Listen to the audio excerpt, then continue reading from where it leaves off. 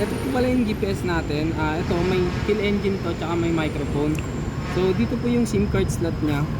Tapos ito yung SIM card. Make sure niyo po yung SIM card na naka-register siya bago niyo po ilagay dito. Kasi pag hindi niyo po siya ni-register, mag-offline lang yung gadget. Kaya kailangan naka-register to bago natin isalpak dito.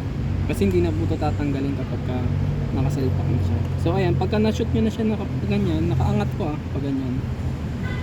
So ayan, nakaganyan na siya. Hindi pa yan nakapasok. Kailangan niyo po siyang itulak. Press niyo po. May marinig po kayo dyan tunog na tick. Ayan. Ayun, may tutunog dyan. Tapos pagka nakapasok na siya maigi, ganyan po yung itsura niya. Pero hindi pa yan naka-on kasi wala pang ilaw dito. Kailangan niyo po siyang i-on. Kita niyo po yan, may on-off po siya. So ipipress niyo po siya papunta doon. Ito po. Kuha lang po kayo ng pansundot. So ito, pupunta po dito. Ayan, press niyo lang po siya pa ganun. Ayan. Pansin niyo po, nasa on position na siya. Tapos ilaw na po yan dito. Pag umilaw yan, ibig sabihin okay po yung sapat ng lapat ng SIM card, tsaka naka-on po siya. So close niyo na po yan, hindi niyo na po ito gagalawin. Okay na yan. Basta umilaw po dito, okay na po yan. Tapos tsaka niyo po isalpak dito.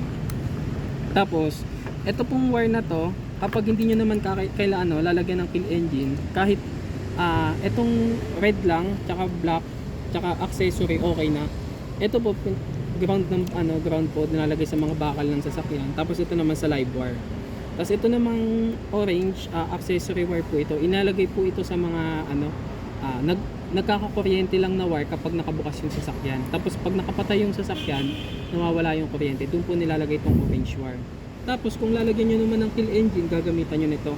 Tatap nyo po ito sa relay. Pero kung di nyo naman kailangan ng kill engine, kahit ikat nyo na itong yellow, ito lang yung wire nyo kailangan. Positive, negative, tsaka yung accessory. 3 wire lang. Tapos, kapag gusto nyo naman lagyan ng microphone, ito po yung microphone namin. May ganito po siya. Salpak nyo lang dito. Tapos ayan na, set up na yan.